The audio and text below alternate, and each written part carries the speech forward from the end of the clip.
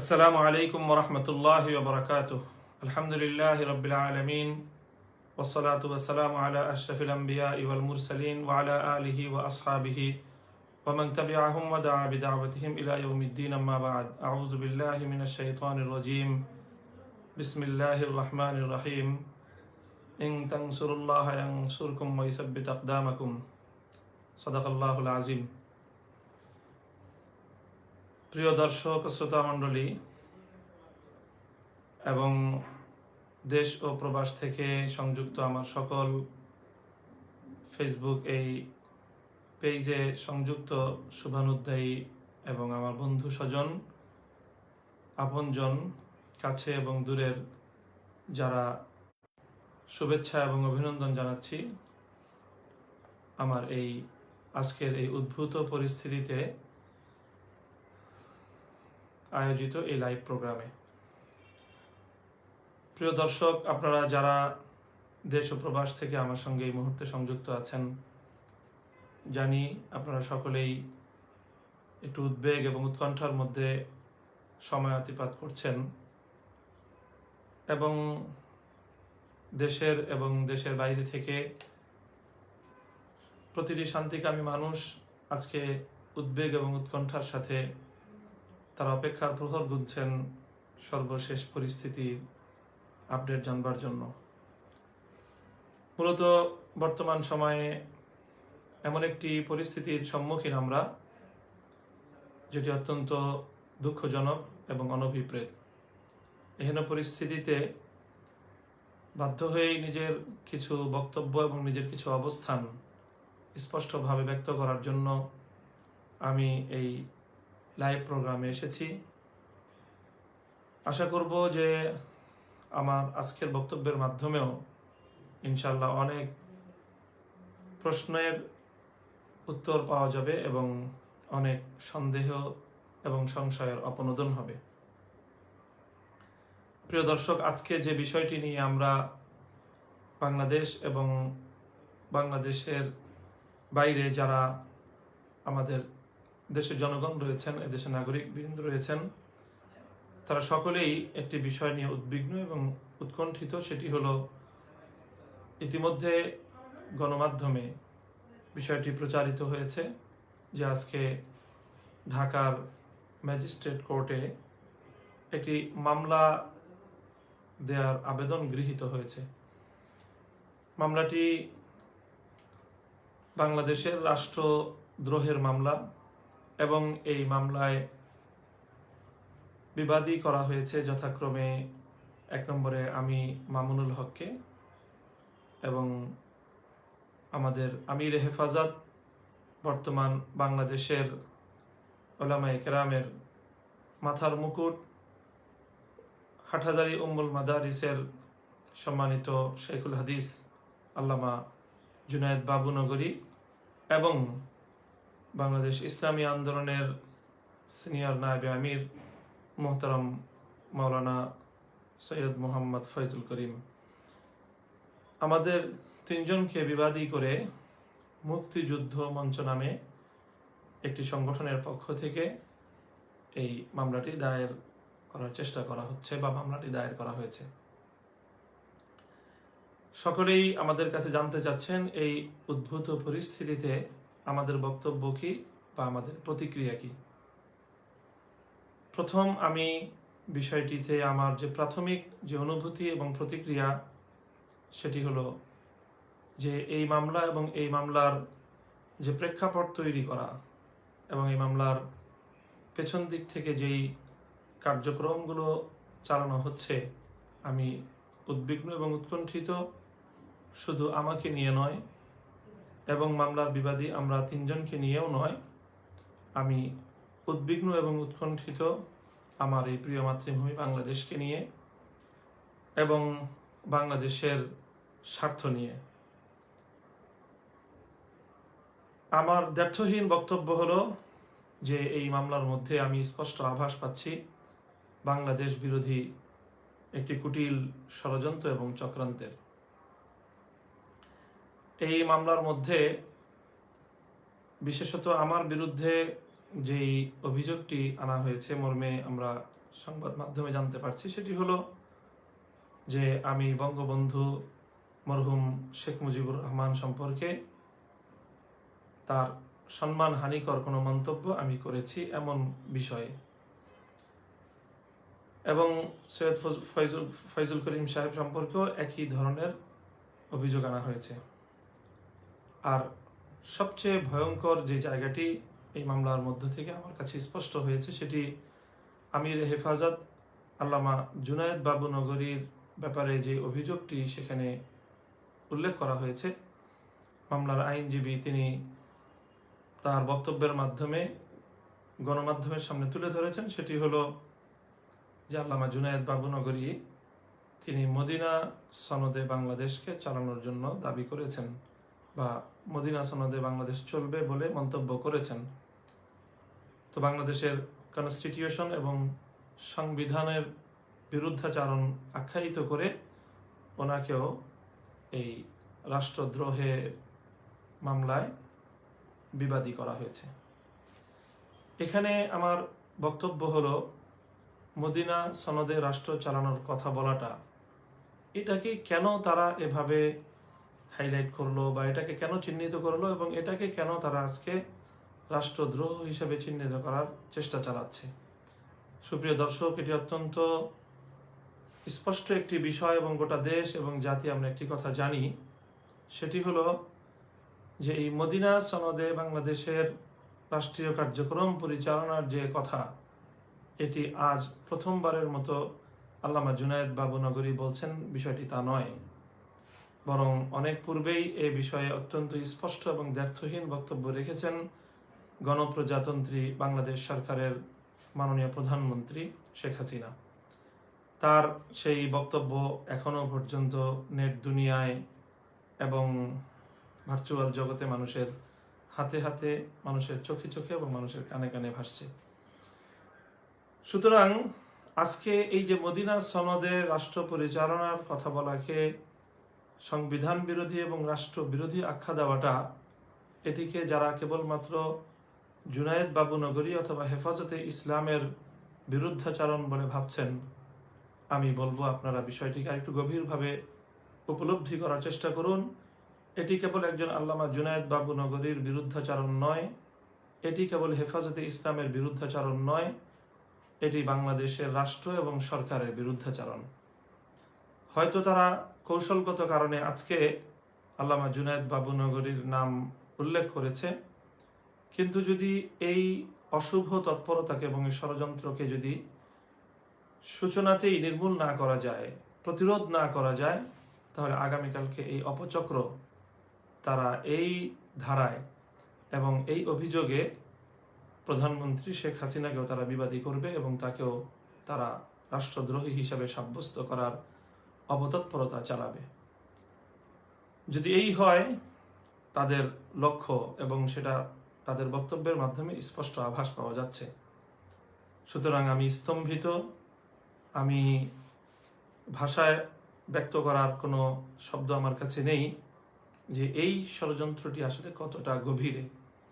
বাংলাদেশে যেন মদিনার নাম উচ্চারিত না হয়, বাংলাদেশের রাষ্ট্র এবং বাংলাদেশের সমাজ ব্যবস্থায় যেন পবিত্র মদিনার কোনো প্রভাব না থাকে, বাংলাদেশের সরকার এবং বাংলাদেশের যে সমাজ ব্যবস্থা সেখানে যেন মদিনার কোনো আদর্শ বাস্তবায়িত হতে না পারে, সেটাকে চিরতরে প্রতিরোধ করার, বন্ধ করে দেওয়ার একটি অশুভ তৎপরতা বলেই আমার কাছে এটা স্পষ্ট প্রতিভাত। সুতরাং আমি আজকের সরকার দলীয় সকল নেতাকর্মীদেরকে বিশেষভাবে বলবো, আপনারা যারা আপনাদের নেত্রী বাংলাদেশের মাননীয় প্রধানমন্ত্রীকে ভালোবাসেন, তার অনুসরণ করেন এবং তার আদর্শে উজ্জীবিত হয়ে আপনারা যারা বাংলাদেশ আওয়ামী লীগের কার্যক্রম পরিচালনা করেন, ছাত্রলীগ, যুবলীগ সহ সকল সংগঠনগুলোকে আমি বলবো যে আপনারা বিষয়টি গভীরতায় উপলব্ধি করবার চেষ্টা করুন এবং আমার এই দ্ব্যর্থহীন আহ্বানে আপনারা সাড়া দিবেন বলে আমি আশা করি। যে এই ষড়যন্ত্র শুধু আল্লামা জুনায়েদ বাবু নগরী কিংবা হেফাজতে ইসলামের বিরুদ্ধে নয়, এটি বাংলাদেশের বিরুদ্ধে বাংলাদেশের সরকারের বিরুদ্ধে একটি ষড়যন্ত্র, যারা বাংলাদেশকে অকার্যকর করতে চায় এবং বাংলাদেশ থেকে ইসলামকে এবং ইসলামী ঐতিহ্যকে, মদিনার আদর্শকে বাংলাদেশ থেকে চিরতরে যারা ভুলুণ্ঠিত করতে চায়, তাদের সুদূর প্রসারী ষড়যন্ত্র এবং চক্রান্ত। সেই সাথে আমি এই মুক্তিযুদ্ধ মঞ্চ নামের এই ভুইফোর সংগঠনটির অপতৎপরতায় আরও একটি বিষয় আমি উদ্বিগ্ন, যেটি আজকে বাংলাদেশের প্রত্যন্ত অঞ্চলে তার কিছু আভাস লক্ষ্য করা যাচ্ছে। সেটি হলো, তারাই কিন্তু সর্বপ্রথম এই যে আজকের যে ভাস্কর্য ইস্যু, এই ভাস্কর্য ইস্যুতে কিন্তু মূলধারার আলেম ওলামাদের পক্ষ থেকে তেমন কোনো কর্মসূচি এখনো পর্যন্ত ঘোষণা করা হয়নি। হেফাজতে ইসলাম বাংলাদেশ, যেটি বাংলাদেশের সর্বস্তরের আলেম ওলামাদের ঐক্যবদ্ধ অরাজনৈতিক প্ল্যাটফর্ম, সেখান থেকে কিন্তু এখনো পর্যন্ত কোনো কর্মসূচি ঘোষণা করা হয়নি। ভাস্কর্য ইস্যুতে তারা বড় ধরনের কোনো পদক্ষেপও এই পর্যন্ত গ্রহণ করেনি। আমরা হেফাজতে ইসলামের কিছু দায়িত্বশীল বিচ্ছিন্নভাবে বিভিন্ন জায়গা থেকে আমরা আমাদের বক্তব্য শরিয়ার দৃষ্টিকোণ থেকে ভাস্কর্য বিষয়ক আমাদের যে অপিনিয়ন, ইসলামের যে দৃষ্টিভঙ্গি, সেটা কেবলমাত্র তুলে ধরছি। আমরা এখনো পর্যন্ত এমন কোনো বক্তব্য বা এমন কোনো কর্মসূচির দিকে আমরা যাইনি। আমাদের ইসলামী মহল থেকে সর্ববৃহৎ যে কর্মসূচিটি পালিত হয়েছে, সেটিও জাতীয় পর্যায়ের কোনো কর্মসূচি বলা যায় না। সেটিও দোলাইপাড়ের স্থানীয়ভাবে সেখানে একটি সমাবেশ হয়েছে 13ই নভেম্বর, কিন্তু সেটি বাংলাদেশের জাতীয় কোনো সংগঠন এই ধরনের এখনো কোনো প্রোগ্রাম বা কোনো কর্মসূচিতে যায়নি।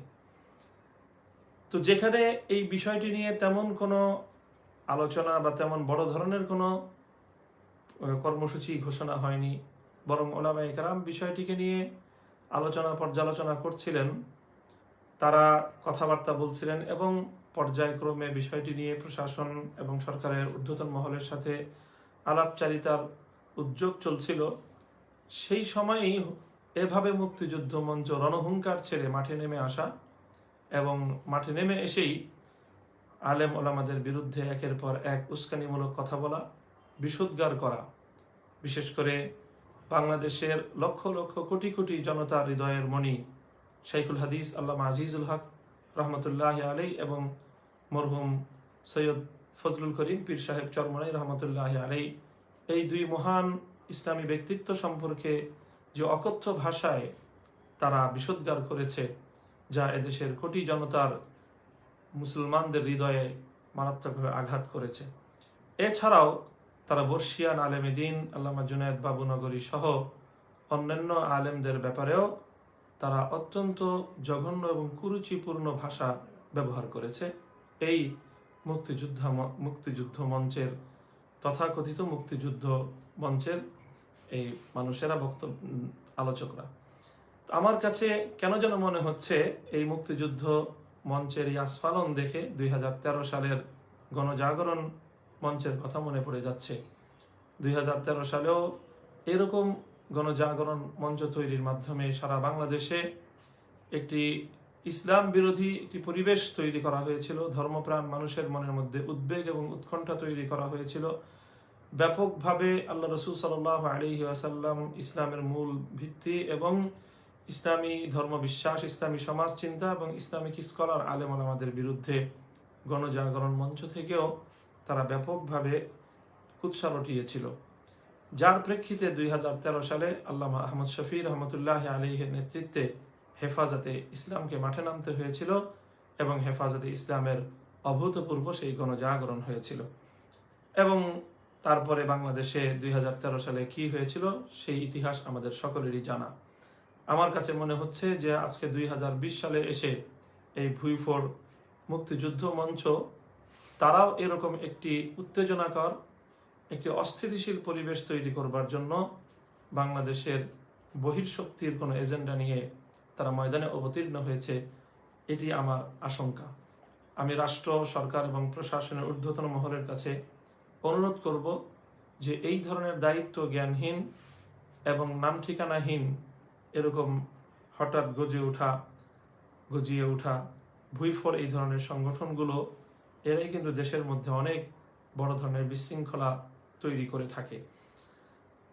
কাজেই প্রথম কথা তো হলো রাষ্ট্রদ্রোহের এই মামলা নিয়ে আমরা বারবার বলছি, আমাদের বক্তব্যের প্রতি কর্ণপাত না করে আমাদের বক্তব্যকে নিজেদের মন মতো করে তারা কাটিং করে আকপিস বাদ দিয়ে নিজেদের মন করা ব্যাখ্যায় আমাদের বক্তব্যগুলোকে তারা বিকৃত রূপে এটাকে উপস্থাপন করে আখ্যায়িত করে রাষ্ট্রদ্রোহের মামলার যে বুনিয়াদ তারা সাজিয়েছে। আমরা পরিষ্কার করে বলছি, সারা দেশে আলেম সমাজ বলছে যে আমাদের বক্তব্য কখনোই বঙ্গবন্ধুর বিরুদ্ধে নয়, বরং বাংলাদেশের স্বাধীনতা যুদ্ধের মহান নেতা মরহুম বঙ্গবন্ধু শেখ মুজিবুর রহমানকে আমরা দলমত নির্বিশেষে, দলমতের ঊর্ধ্বে উঠে আমরা সকল বাংলাদেশি বাঙালি আমরা সকলেই শ্রদ্ধা করি, ভালোবাসি এবং একজন মুসলিম হিসাবে আমরা তার রুহের মাগফিরাত কামনা করি। আমাদের সম্পূর্ণ বিরোধিতা বা আমাদের দ্বিমত মতপার্থক্য হলো ভাস্কর্য তথা মূর্তি নিয়ে।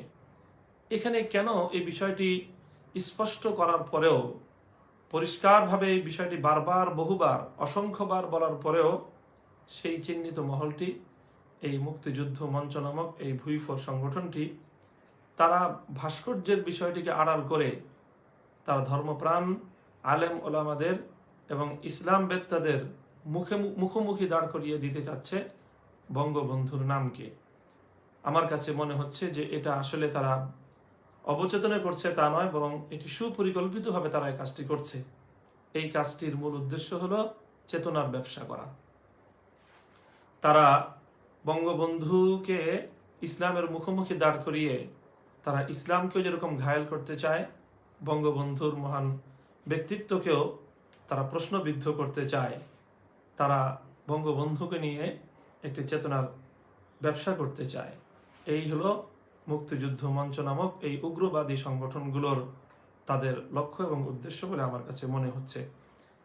আমরা দ্ব্যর্থহীনভাবে আবারও বলছি যে স্বাধীনতার মহান নেতা, বাংলাদেশের এই রাষ্ট্রের স্থপতি মরহুম বঙ্গবন্ধু শেখ মুজিবুর রহমানকে আমরা দলমতের ঊর্ধ্বে উঠে তাকে ভালোবাসি এবং তাকে শ্রদ্ধা করি, তাকে সম্মান জানাই এবং তার রুহের মাগফিরাত কামনা করি।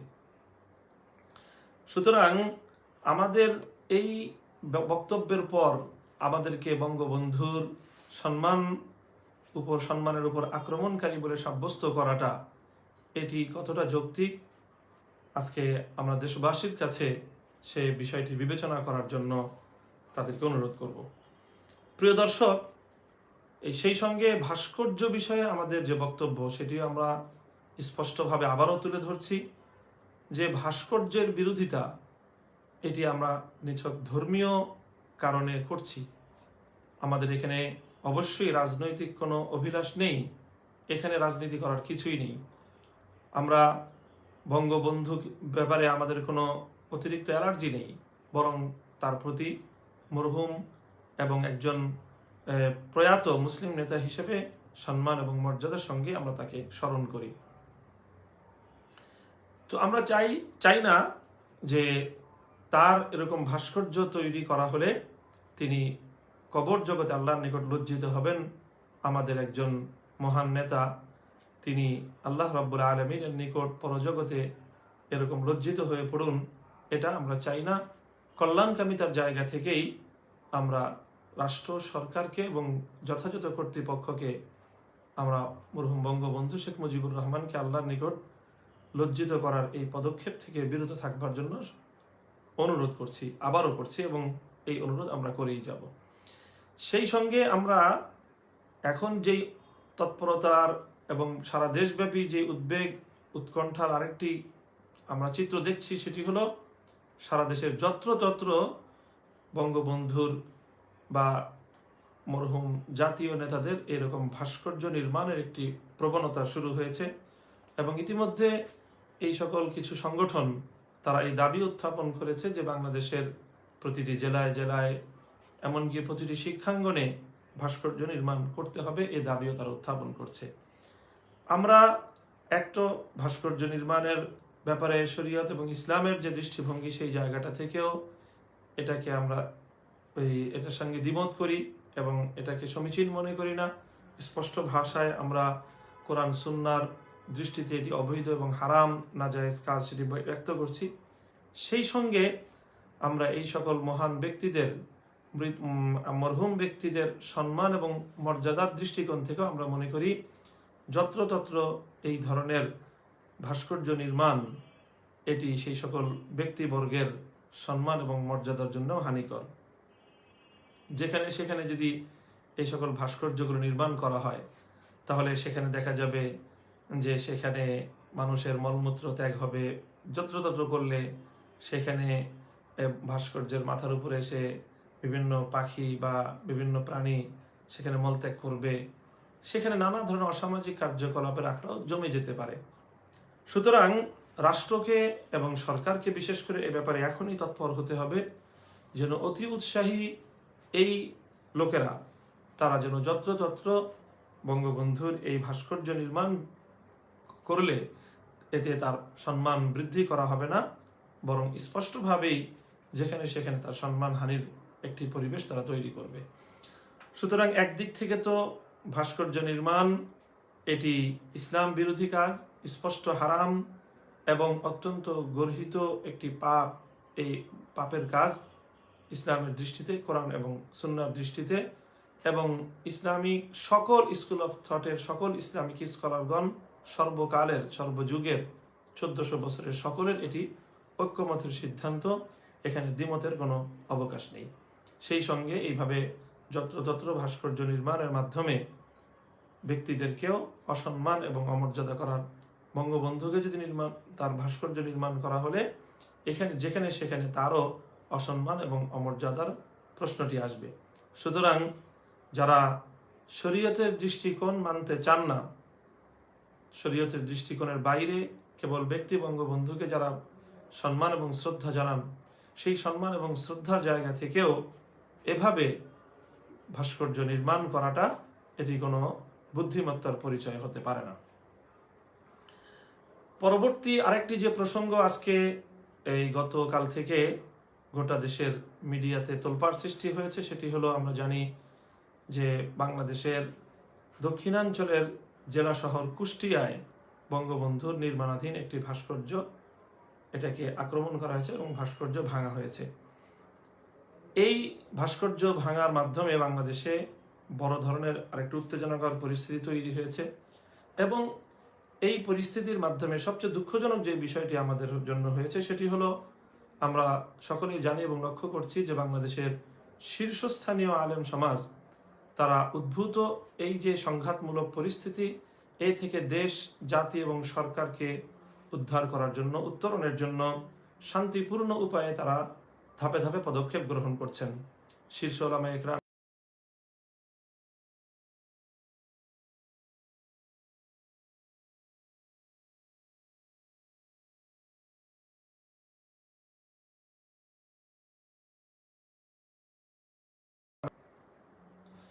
শীর্ষস্থানীয় ওলামায়ে ইকরামের পক্ষ থেকে ভাস্কর্য বিষয়ক একটি ঐক্যবদ্ধ ফতোয়া ইতিমধ্যে প্রচার করা হয়েছে। সেই সঙ্গে গত 5ই ডিসেম্বর বাংলাদেশের সম্মিলিত কওমি মাদ্রাসা শিক্ষা বোর্ড আল হাইয়াতুল উলিয়ার সম্মানিত চেয়ারম্যান আল্লামা মাহমুদুল হাসান হাফিজাহুল্লাহর ডাকে বাংলাদেশের প্রায় সকল শীর্ষস্থানীয় ওলামায়ে ইকরাম একসঙ্গে বসে তারা মাননীয় প্রধানমন্ত্রী বরাবর সম্মিলিত একটি পত্র প্রেরণ করার সিদ্ধান্ত নিয়েছেন। সেই সঙ্গে একটি প্রস্তাবনা তৈরি করেছেন এবং সেই প্রস্তাবনা নিয়ে প্রধানমন্ত্রীর সঙ্গে তারা আলাপ আলোচনার একটি উদ্যোগ তারা গ্রহণ করেছেন এবং সেই উদ্যোগটি বাস্তবায়নের পথে।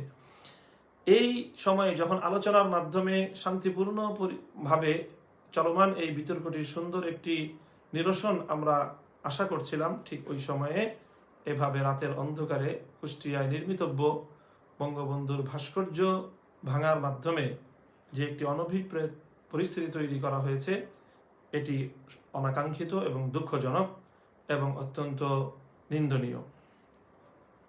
এর সঙ্গেও আমি লক্ষ্য করলাম কেউ কেউ আমার নাম জড়াবার চেষ্টা করছে।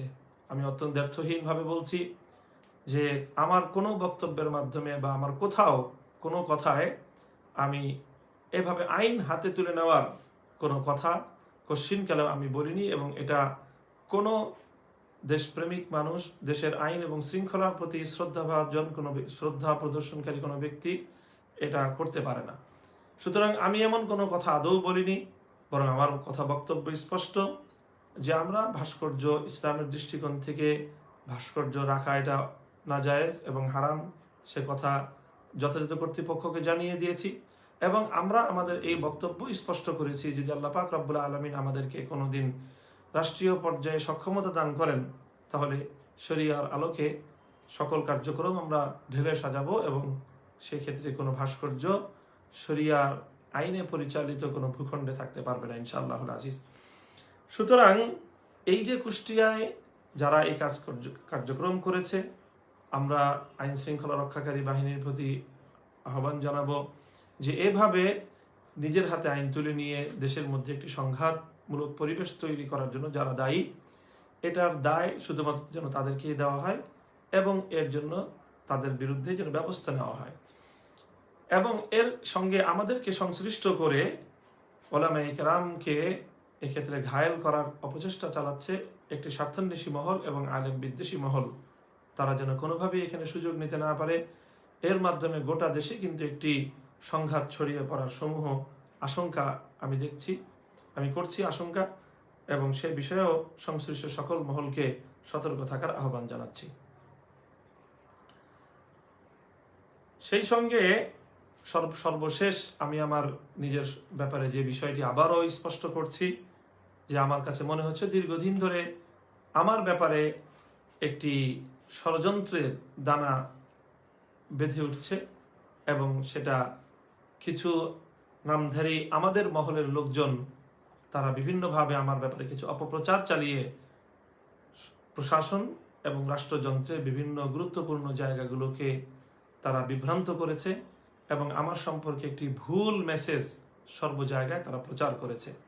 আমাকে বলা হচ্ছে যে আমি তৃতীয় কোনো শক্তির এজেন্ডা বাস্তবায়ন করার জন্য মাঠে নেমেছি এবং বিশেষ করে নাম উল্লেখ সহ তারা বলছে যে আমি নাকি জামাতি ইসলামী বা জামাত শিবিরের এজেন্ডা বাস্তবায়নের জন্য মাঠে ময়দানে ভূমিকা পালন করছি। এই বিষয়ে আমি আমার বক্তব্য একাধিকবার স্পষ্ট করেছি, পরিষ্কার ভাষায় আমি আমার অবস্থান ব্যক্ত করেছি। সেই সঙ্গে ইতিপূর্বে আরেকটি যে সকল ঘটনাগুলোকে এজন্য প্রমাণ হিসেবে উপস্থাপন করা হচ্ছে, তার মধ্যে একটি ঘটনা যেটা অত্যন্ত দুঃখজনকভাবে আমাকে এই ঘটনার জন্য দোষী সাব্যস্ত করার একটি অপচেষ্টা প্রথম দিন থেকে লক্ষ্য করছি। সেটি হলো শাইখুল ইসলাম আল্লামা আহমদ শফি রহমতুল্লাহ আলাইহির জানাজা পরবর্তী সময়ে সে তার লাশের খাটিয়া বহন করার যে ঘটনাটি, সেই ঘটনা নিয়েও লক্ষ্য করলাম এখনো পর্যন্ত আমার ব্যাপারে সেই বিভ্রান্তি এবং সেই ভুল তথ্যের প্রচার এবং প্রতিষ্ঠা করার অপচেষ্টা সেটি এখনো পর্যন্ত বন্ধ হয়নি। আমি এখনো আবার দ্ব্যর্থহীনভাবে বলছি যে সেখানে কি ঘটেছিল সেটি আমি শাইখুল ইসলাম আল্লামা আহমদ শফি জানাজার পরে একদিন পরেই, জানাজা হয়েছে 19 সেপ্টেম্বর, 20 সেপ্টেম্বর আমি আমার এই ভেরিফাইড ফেসবুক পেজ থেকে পূর্ণ ঘটনার একটি বিশ্লেষণ এবং আমার বক্তব্য আমি সেখানে তুলে ধরেছি। যে এখানে জামাতে ইসলামের লোকজন যদি এসে থাকে এবং তাদের আশাটা যদি কোনোভাবে অনভিপ্রেত হয়ে থাকে, তাহলে এর কোনো দায়ভার আমার উপর দেওয়ার কোনো সুযোগ নেই, বরং যারা সেখানে এটার ম্যানেজমেন্ট বা এর আয়োজনে ছিলেন অথবা সেখানে স্বতঃস্ফূর্ত জনতার মধ্যে কে কিভাবে জানাজার খাটিয়া ধরেছে সেটা তারা বুঝবে, এর জবাব তারা দিবে। আমি ঢাকা থেকে সেখানে অংশগ্রহণকারী একজন নিছক একজন মেহমান এবং আল্লামা আহমদ শফির একজন ভক্ত এবং তার একজন মুরিদ এবং তার একজন খলিফা, তার একজন শিষ্য হিসেবে আমি তার জানাজায় শরীক হয়েছি এবং আমি নিজের জন্য এটা সৌভাগ্য মনে করেছি যে আমি আমার শায়েখ এবং মুর্শিদের খাটিয়া আমি আমার নিজের কাঁধে বহন করার সুযোগ পেয়েছি।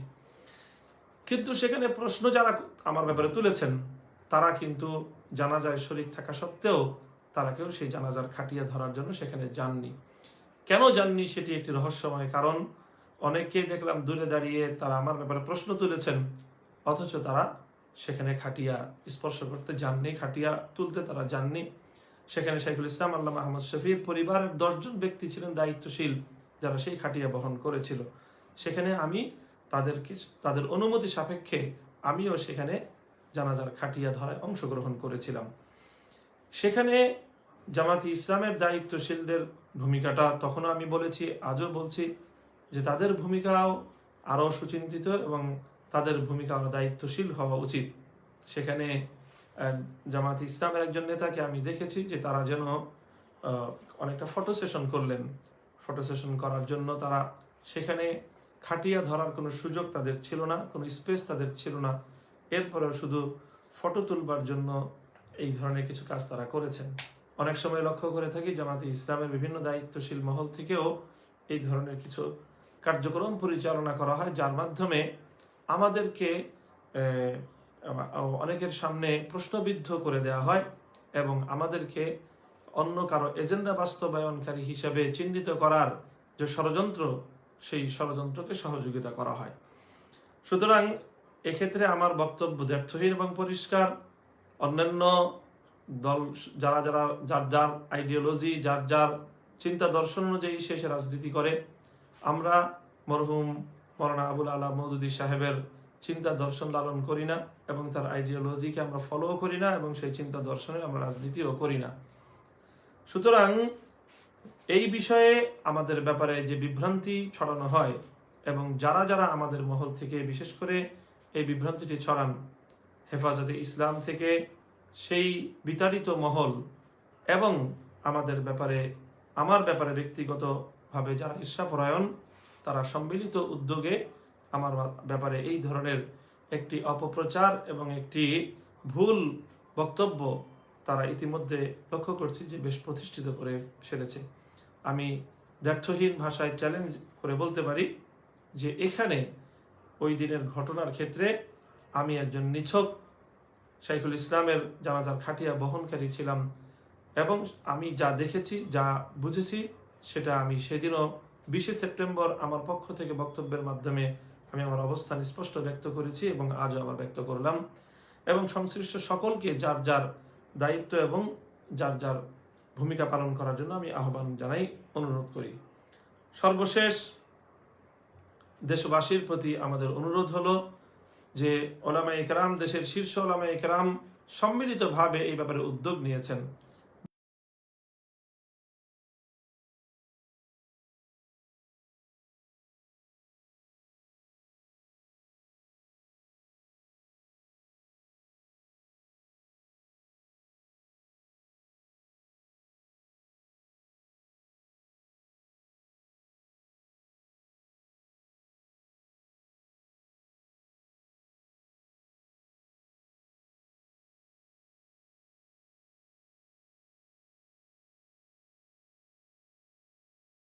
সুতরাং এই পরিস্থিতিতে একটি শরীয়ত গর্হিত কাজকে প্রতিহত করা বা একটি শরীয়ত গর্হিত কাজকে বাধা দেওয়া, এটি যেমন ইসলামপন্থীদের দায়িত্ব, আলেম ওলামাদের দায়িত্ব, সেই সঙ্গে দেশের আভ্যন্তরীণ শান্তি এবং শৃঙ্খলা রক্ষা করা এটিও আমাদের সকলের সম্মিলিত দায়িত্ব। আমরা লক্ষ্য করছি যে ভাস্কর্যের বিষয় নিয়ে বাংলাদেশের বিশেষত সারা দেশব্যাপী ধর্মীয় যে আলোচনা সভা, ওয়াজ মাহফিলগুলো অনুষ্ঠিত হচ্ছে, ব্যাপকভাবে এগুলোর মধ্যে নানা ধরনের অনভিপ্রেত পরিস্থিতি সৃষ্টি হচ্ছে। আলেম সমাজ তারা কোরআন হাদিসের দৃষ্টিতে ভাস্কর্য বিষয়ক বক্তব্য তুলে ধরছেন, তখন অনেক লোক উপস্থিত সেখানে এটাকে আপত্তিজনকভাবে তার প্রতিবাদ এবং প্রতিরোধ করতে গিয়ে সেখানে মাহফিলগুলোতে এক সংঘাতমূলক পরিস্থিতি তৈরি করা হচ্ছে। এটা আমি মনে করি যে দেশের জন্য একটি অশনি সংকেত। এভাবে ওয়াজ মাহফিল, কোরআনের মাহফিলগুলো থেকে যদি সংঘাত এবং নানা ধরনের বিশৃঙ্খলার একটি সূত্রপাত হয়, তাহলে এটি দেশের জন্য, জাতির জন্য অত্যন্ত ভয়াবহ কোনো বিপর্যয় ডেকে আনতে পারে। সুতরাং এই জন্য ইনশাল্লাহ আমরা উদ্যোগ গ্রহণ করব। বাংলাদেশের ওয়াইজ যারা রয়েছেন, আলোচক যারা রয়েছেন, সেই সকল ওয়াইজ এবং আলোচকদের সর্ববৃহৎ এবং জাতীয় পর্যায়ের সংগঠন রাবেতাতুল ওয়াইজিন বাংলাদেশের কেন্দ্রীয় নেতৃবৃন্দের সঙ্গে আমাদের আলোচনা হচ্ছে, আমরা বলছি, এবং ইনশাল্লাহ সেখান থেকে উদ্যোগ গ্রহণ করা হবে অতি দ্রুতই, যেন সারা দেশের ওয়াইজ এবং আলোচকদেরকে আহ্বান করে এই পরিস্থিতিতে দেশ, জাতি এবং ইসলামের বৃহত্তর কল্যাণের স্বার্থে তারা যেন তাদের ভূমিকা যথাযথভাবে পালন করতে পারে, কোরআনের কথাগুলো যেন তারা সুন্দরভাবে জাতির সামনে তুলে ধরতে পারে সেই সঙ্গে তাদের আলোচনাকে কেন্দ্র করে কেউ যেন কোনো মাহফিলে কোনো ধরনের অনভিপ্রেত পরিস্থিতি সৃষ্টি করতে না পারে, সেটার জন্য ওয়াইজদেরকে বিশেষ দিক নির্দেশনা ইনশাআল্লাহ প্রদান করা হবে। প্রিয় দর্শক, আমি যেই কথাগুলো আপনাদের সম্মুখে তুলে ধরলাম, আমি আশা করছি যে আমার এই বক্তব্যের মাধ্যমে যে একটি ভীতিকর পরিস্থিতি তৈরি হয়েছে, সেটা থেকে আপনাদের অনেকেরই আপনাদের একটি স্বস্তি মিলবে।